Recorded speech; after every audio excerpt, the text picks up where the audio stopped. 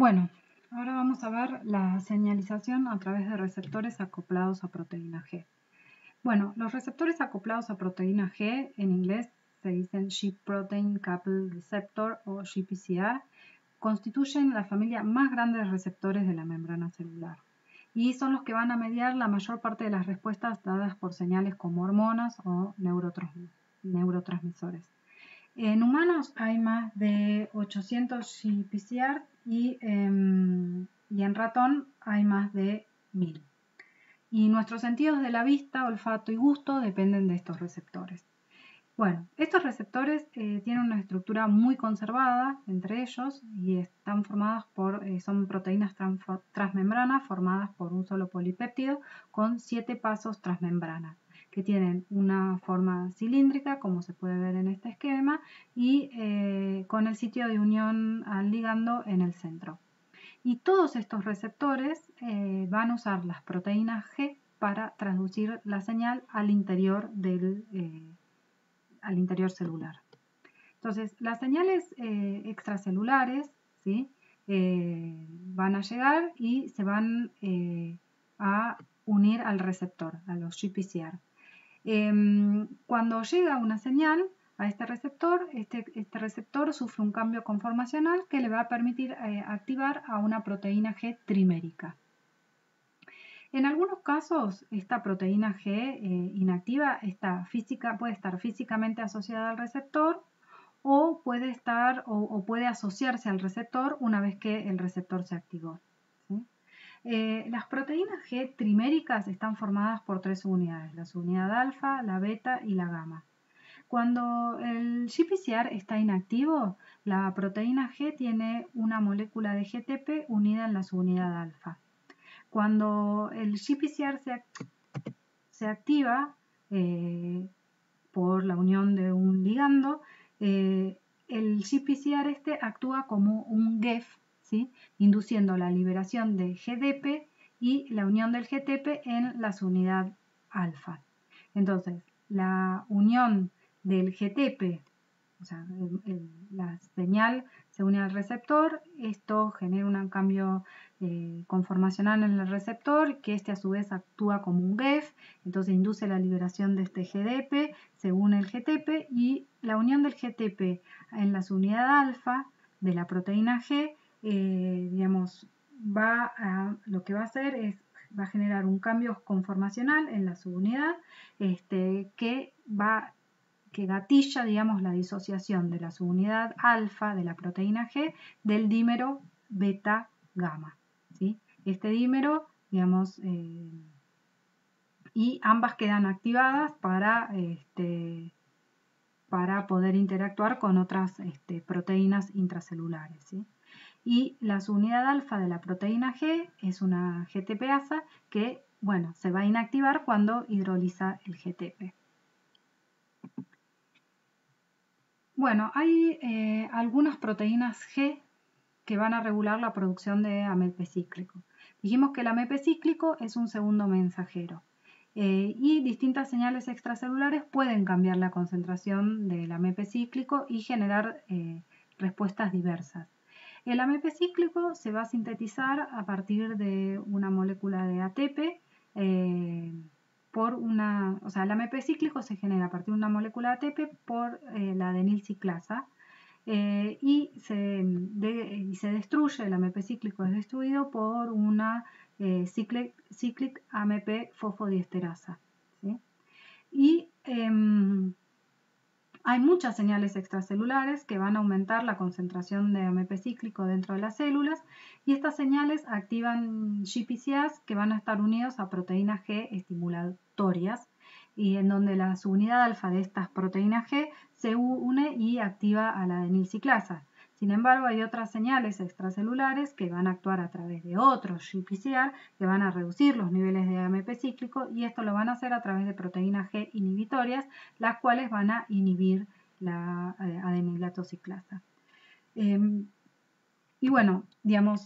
Los cambios, producidos en los niveles de AMP cíclico son rápidos, ¿sí? Y uno puede medir este aumento, por ejemplo, puede medir el aumento de AMP cíclico intracelular en respuesta a una señal extracelular, como por ejemplo se ilustra en esta figura. En esta figura se ve una neurona en cultivo a la cual se le inyectó una proteína fluorescente que cambia de color cuando se une a AMP cíclico. Cuando está en azul se indica que los niveles de AMP cíclico son bajos, en amarillo los niveles son intermedios y en rojo son altos. Entonces, fíjense, cuando esta neurona, y esto puede, digamos, medirse utilizando una microscopía de fluorescencia, un microscopio de fluorescencia normal, ¿sí? Entonces, cuando uno estimula a esta neurona con serotonina, la serotonina se une a un GPCR, a un G-coupled receptor, ¿sí? Y rápidamente, en 20 segundos, induce un incremento de los niveles de AMP cíclico. Y esto genera, digamos, va a generar cambios rápidos en respuesta a esa serotonina, ¿sí? Sin embargo, y muchos de los efectos del AMP cíclico están mediados por una proteína quinasa que se llama PKA. La PKA, entonces, es una quinasa que fosforila serinas y trioninas en proteínas intracelulares y efectoras, regulando su actividad. En el estado inactivo, la PKA está formada por un complejo con 2 unidades catalíticas y 2 unidades regulatorias. La unión del AMP cíclico a las unidades regulatorias induce la disociación de estas unidades, ¿sí? Y la activación, o sea, las unidades catalíticas se liberan y se activan para poder fosforilar a sus proteínas blancos. Las unidades regulatorias de la PKA son importantes para poder localizar esta quinasa en distintos lugares dentro de la célula, y esto lo hace a través de un dominio que es reconocido por otras proteínas que están, otras proteínas del citoesqueleto o otras proteínas que están asociadas a la membrana de distintas organelas, ¿sí? Entonces, de esa manera se puede localizar a la PKA en distintas zonas en donde va a fosforilar a sus proteínas blancos. Entonces, digamos, en este caso, el incremento del AMP cíclico induce la activación de una quinasa que rápidamente fosforila a proteínas blancos, generando una respuesta rápida. También el incremento de los niveles de AMP cíclico puede generar respuestas más lentas, ¿sí? Por ejemplo, hablamos que esas respuestas lentas en general son las que median cambios en la transcripción de genes y en la síntesis de nuevo de proteínas, ¿sí? Digamos, en algunos casos hay distintas moléculas señal que al unirse a los receptores GPCR van a activar una proteína G que a su vez va a activar a la adenilato ciclasa, y esto va a generar un aumento de los niveles de AMP cíclico, los cuales a su vez van a activar a la proteína PKA.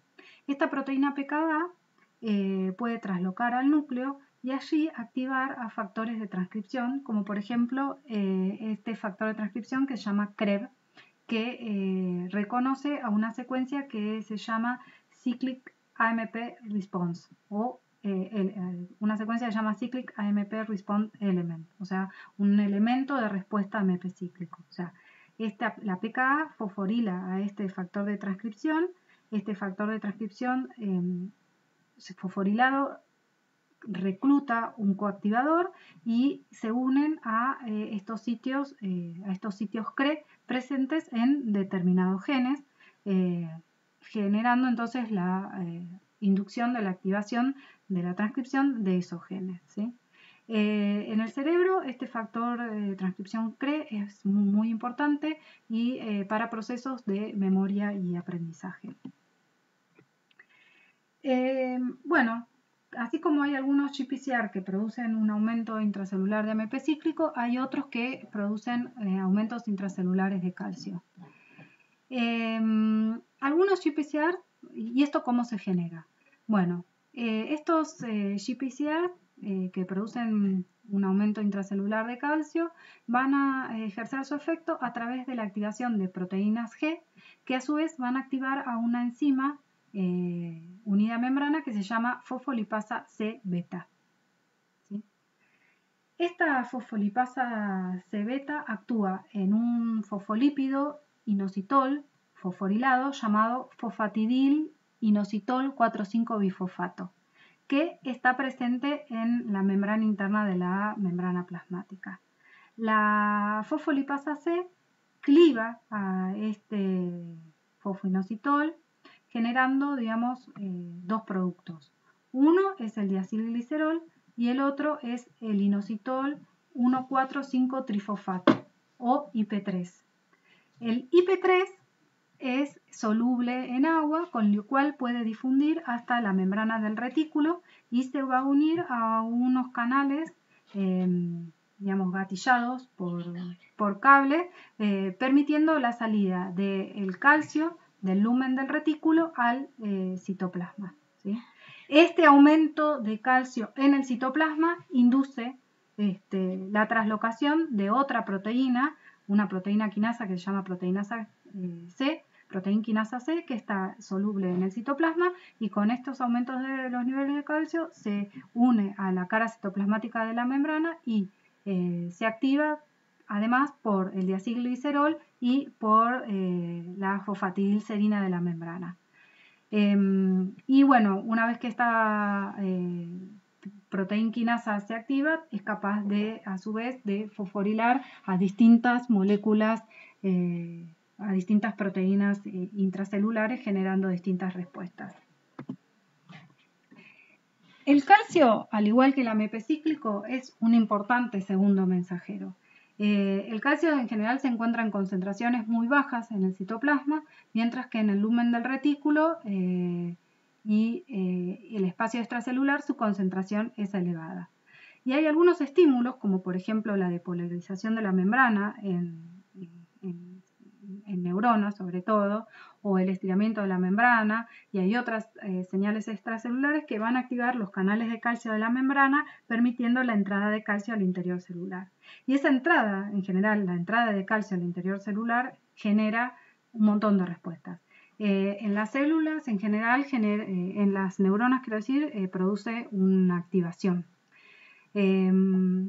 Hay otras señales que van a estar también mediadas por los GPCR que van a actuar a través de los canales de IP3 que están en la membrana del retículo, que permiten la liberación de calcio de los reservorios intracelulares del lumen del retículo.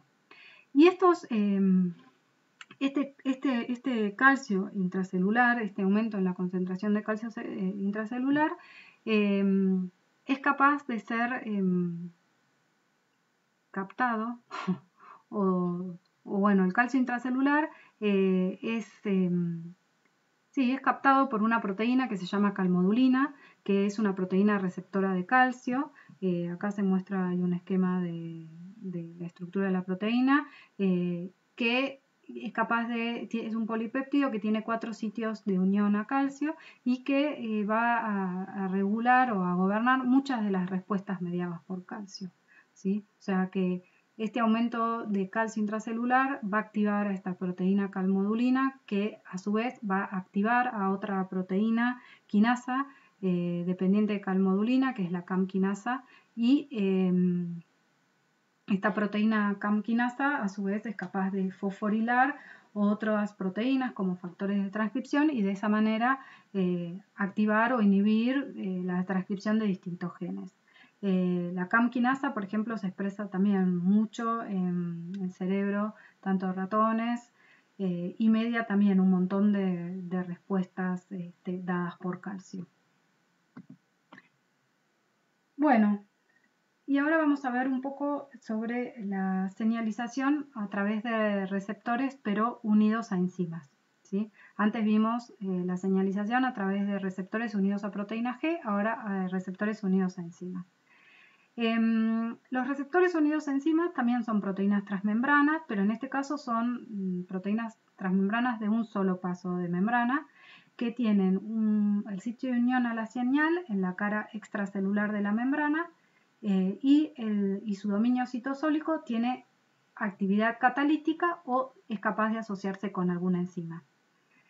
Muchas señales extracelulares van a actuar a través de los receptores de tirosinquinasa, que vamos a decir RTK por Receptor Tyrosine Kinase, y existen 60 tipos de receptores, o sea, 60 tipos de RTK que se van a agrupar en 20 subfamilias, ¿sí? Acá hay algunos esquematizados, como por ejemplo el receptor de IGF, el receptor de insulina, el receptor de NGF, el receptor del PDGF. Bueno, muchos de estos receptores van a mediar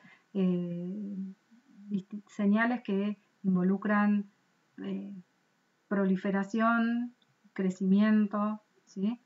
Y en todos estos casos la unión del ligando al sitio, o sea, la unión del ligando en el dominio extracelular activa el dominio de tirosinquinasa en el lado citosólico.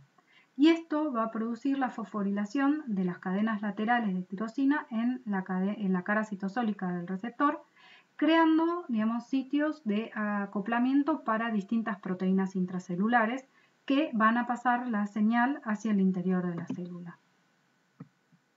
Entonces, en este caso vemos que la unión del ligando promueve la dimerización de los receptores RTK, ¿sí? Promoviendo la unión de los sitios de los dominios citoplasmáticos y por lo tanto su activación, ¿sí? Una vez que el dominio quinasa del dímero de receptores está activado, comienza a fosforilar sitios adicionales en la cara citosólica de los receptores. Y esto crea sitios, digamos, de acoplamiento para proteínas intracelulares. La fosforilación de la, treonina 58 es reconocida por la proteína 1, la fosforilación de la treonina que está en la posición 1025 es reconocida por la proteína 2 y el fosfato unido a la tirosina 1084 es reconocida por esta proteína, ¿sí? Y todas estas proteínas se activan y son capaces de traducir el mensaje hacia el interior celular, generando aumento, o generando un aumento o una inhibición de la expresión o la activación o la inhibición de otras proteínas, ¿sí? O sea, generan una respuesta. Una vez unida al receptor, la proteína puede fosforilarse, y esta fosforilación, digamos, del receptor sirve como un interruptor para activar el ensamblado de distintos complejos, ¿sí?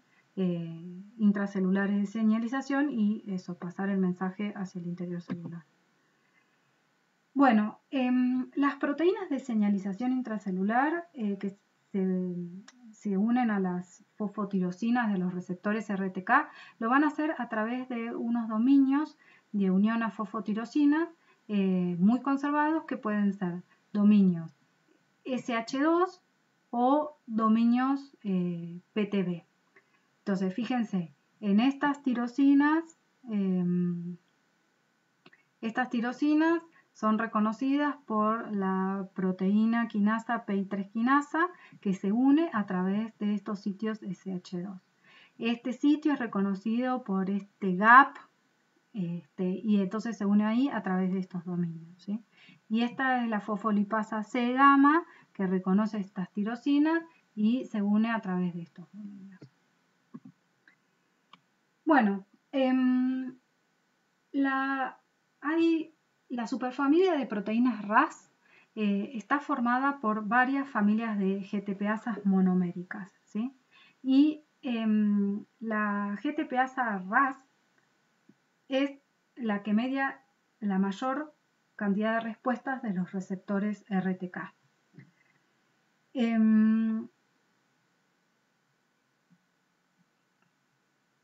Y acá en esta tabla se muestran las distintas familias de las proteínas RAS y algunas de las funciones que que generan, ¿no? Entonces la familia RAS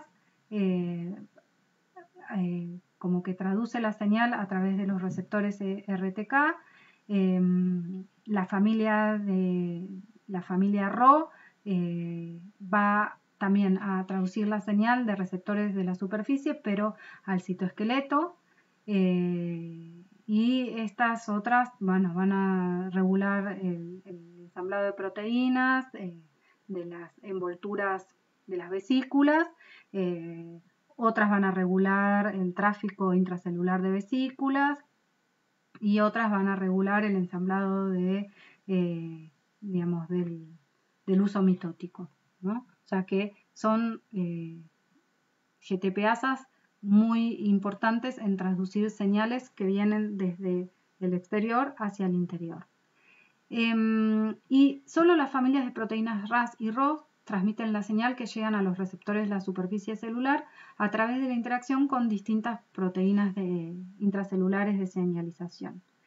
La GTPasa RAS tiene, es una GTPasa que va a estar unida a la membrana, ya que tiene un grupo de lípidos unidos covalentemente que le permite anclarse en la cara citosólica de la membrana, desde donde puede pasar la señal hacia el interior celular. RAS en general transmite al núcleo señales de proliferación o diferenciación. Y si se inhibe su actividad, la proliferación y la diferenciación mediada por estos GPCR es inhibida, ¿sí? Y en general el 30% de los tumores humanos expresan una forma mutante hiperactiva de RAS que contribuye a la proliferación descontrolada de las células cancerígenas. O sea, vamos a ver esta vía o esta GTPasa por eso, porque en general en la mayoría de los cánceres esta proteína está mutada y entonces generando una proliferación descontrolada de las células.